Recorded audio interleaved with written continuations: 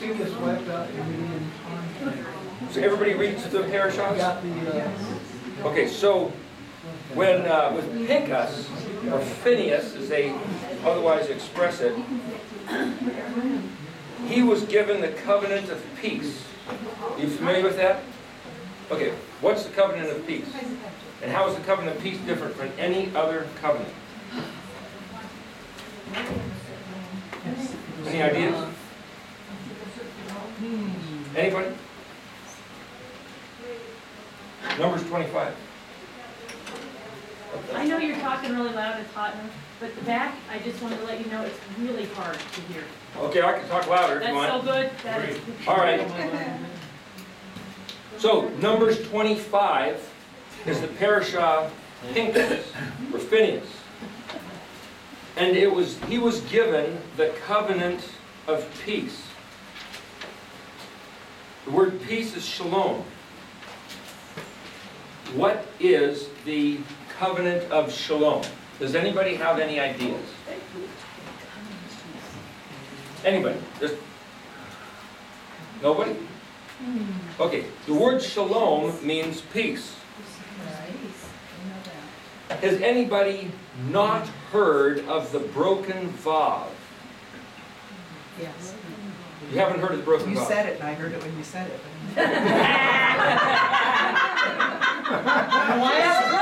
You're good. Hey, at least she was listening. What about the rest of you? Watch out, you might get raped out. I don't know.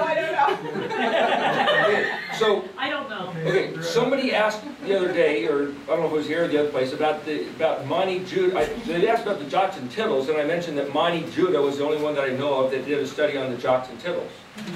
So, do you all know what the jots and tittles are? Okay, what are they? they're the dots What? above Aren't they the little accent marks and the letters. Not according to Monty Judah. So what people say is that the flame letters have these little flourishes, or these little crownlets, as they might say, on top of some of the letters. I think 5 letters. And I can't remember which ones they are at the moment. But anyway, the point is, or they say, well, a jot. Well, that's really a yod. And it's where you get the word from Greek, not one iota. Well, iota is the letter I that came out of the letter yod, which is like the dot of the I or the dot of the J, so it's the littlest mark. And some people say, well, the tittles must be the little flourishes, because we don't know what they are. So the little strokes of the pen. But Monty Judah says they are the anomalies that are in the text. So, for example, Bereshit, bara Elohim, et hashemai v'et haaretz, in the beginning has an enlarged letter bet. And you might think, well, the illuminators, I think is what they were called, the ones that did the illustrations of the old text, they always made a big capital letter for the first letter of the first word and a chapter, and it's just a big letter. That's not what it is. According to Monty Judah's study, there's a number of anomalies. One of them is the big letter bet. There's some that are small letters, and there's one in Numbers 10, 35, and 36, which they call the inverted nuns. There's the letter nun turned upside down, bracketing like parentheses, these 2 verses in between. And the rabbis, the sages, say these 2 verses in between the inverted nuns are equally as important as any other book of the Torah. In other words, these 2 verses are equal in weight or merit or consideration or the good that it would do you to regard them as the entire book of Deuteronomy or the entire book of Leviticus or Genesis. It's like, how can that be? What's in these 2 verses? Well, it could be that that's where they get the 7 pillars from. There are actually 7 books. If you That's exactly where it is. Because by doing that, you break up Numbers into beginning, these 2 verses, and then the end. That means you add 2 more books to the 5, so you get 7 books of the Torah, or 7 pillars, because it's not a book, it's a sefer, which is a scroll or a compilation. But the question is, what's in those 2 verses? Does anybody know what's in those 2 verses? You don't know?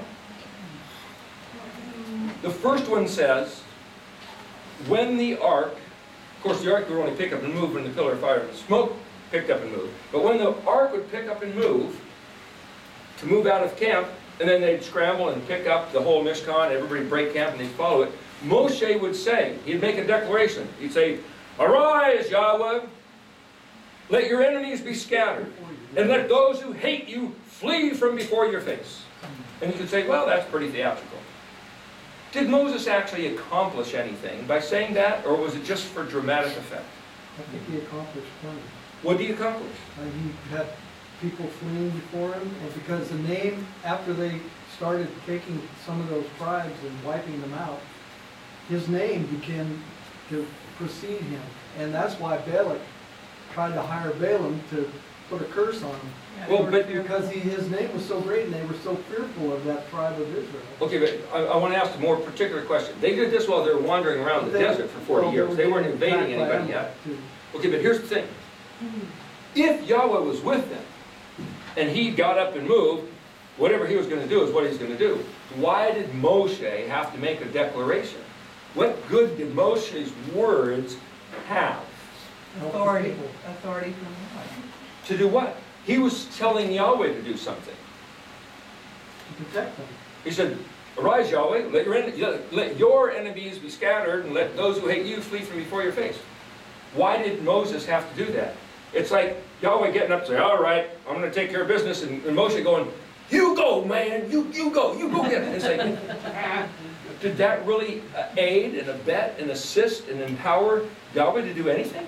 No, but it showed No, but the it people helped that the they people. should respect Moses, because Moses was given the authority by Yahweh. He was kind of like Yeshua was. He was the inner, he was the interceder. The interface. Yeah, between Yahweh and the people, and they knew that. That's the way they wanted it. They wanted him to be the buffer between Yahweh and them. Okay, So now, it I would think it would garner respect for Moses, so they would respect him and follow, because they knew he was speaking for Yahweh. he was kind of speaking for him, but he was also kind of speaking to him and kind of giving him a command, like, yeah, you go get him. You go get him. Now, here's the other thing he said. Remember, these two verses are equal in weight to the entire Torah of any other book. The other verse was this. Shuvah Yahweh, Ravavot Alfi Israel. Oh, that's right, you don't speak Hebrew. I'm saying you should speak Hebrew because there's something about these words. He says, return Yahweh, abide tranquilly amidst the myriad thousands of Israel. So go and stay. Go and stay. Kuma is Don't arise. go too far. Don't run too fast, we're right behind you. Kuma, arise, is where you get the word comb, like a rooster's comb. It means that which stands up. It also has to do with the letter kuf. It's spelled kuf. Kuma, kuf vav mem he, kuma. And shuva is to return. Right. Shin vav bet he.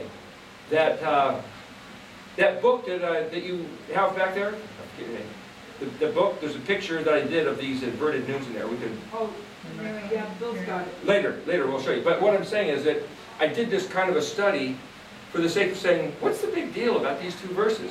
Did Moses actually do something by saying these verses? But if you read these two verses in an English translation, they're not bracketed with inverted nuns. They're just right in the middle of the text. You'll read right past it as a matter of historical reference and say, blah, blah, blah, this happened, and Moses went over the ark and moved, Moses said this and that, and then when it would come back, Moses said this and that, and then blah, blah, blah, blah, blah. It's like, oh, just go right past it. But in the Hebraic thought of the sages and the rabbis, these two, it's like John 3:16 and John 1:1. It's like, everything is in these two verses. It's like, what's in these verses? So you look at the jots and tittles and say, wherever there's an anomaly, perhaps it means something. Well, we can go back to those inverted nuns in a moment. I want to show you about the inverted vav. I was just talking about in Genesis where Esau kissed Jacob. There's another one. The kiss of death. Yeah. The kiss of death. Now, how do you know it's the kiss of death? Just by the way Because of that the, tittles were above the letters. Okay, now Monty Judas says the jots and the tittles are anomalies of the script, meaning the big letter, or there's some small letters, the inverted nuns, but there's also, in two cases, there's dots. There's dots above the word kissed. When Esau met Jacob, after all these years, Esau's coming in with a few hundred men armed, and he's gonna slaughter them, and Jacob sends out the gift of these cattle and the sheep, and then he has his family, and Esau fell on his neck and kissed him. But there's dots above the word kissed. And so the rabbis, when asked, what do these dots mean? They go, Esau wanted to kill him, but he was gonna wait till his father was dead. yeah, but that was years before. They say, the rabbis say, and the sages, whoever, Esau wanted to bite him. And if you're biting into his neck and those dots really are saying, well, you read in the text that he wanted to kiss him, that he kissed him, but he really, that's not in the text, wanted to bite him. Now, how do you know that's true? How do you know that that's a true interpretation of those dots? The rabbi said so. They wouldn't steer us Rabbi said a wrong. lot of things. They said a Paleo lot. Hebrew, does the Paleo Hebrew have the teeth? Well, see, the Paleo, we don't have an ancient Paleo-Hebrew text, Yeah. so nobody knows who put those dots there. Was it some Masoretic scribe? Was it Ezra? Was it in the text from back in the days of Moshe? Did Moshe drop those dots in there? Nobody knows. Probably a leaky ink pen. Well, there was also dots above one other word. You know which word it is? Deuteronomy 29:28. The hidden things are unto Yahweh. Only Elohim. Hidden things are unto Elohim. Only He knows what He did not reveal. But the things He did reveal are lanu velabenu, for us and our children, with the dots, those words, in order to keep the words of this Torah. That's pretty profound. In other words, they're saying, listen, we don't know about giants. We don't know about space aliens.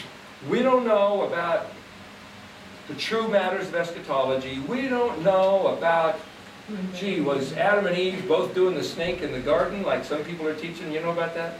We don't know about that. It doesn't really tell us. You ever heard that? I have heard about it, but it's funny to hear you say that. You know, other people have got those bases covered. All I can do is scoff and guffaw about it because it's like, that's not what it says. But I know why they say it, and it's like, oh, well, whatever. The point is, I'm just trying to deal with the words. What do the words say? So I'm trying to keep like a one-trick pony. You know, it's like, what do the words say? And if everybody wants to spin another doctrine out of it, it's like, all right, whatever. The point is, what do these words say? The things He did reveal are for us to keep the words of this Torah, us and our children forever, to keep the words of the Torah. So when people try to say, yeah, but what about this, and what about that, and what about that? It's like, if He didn't tell us,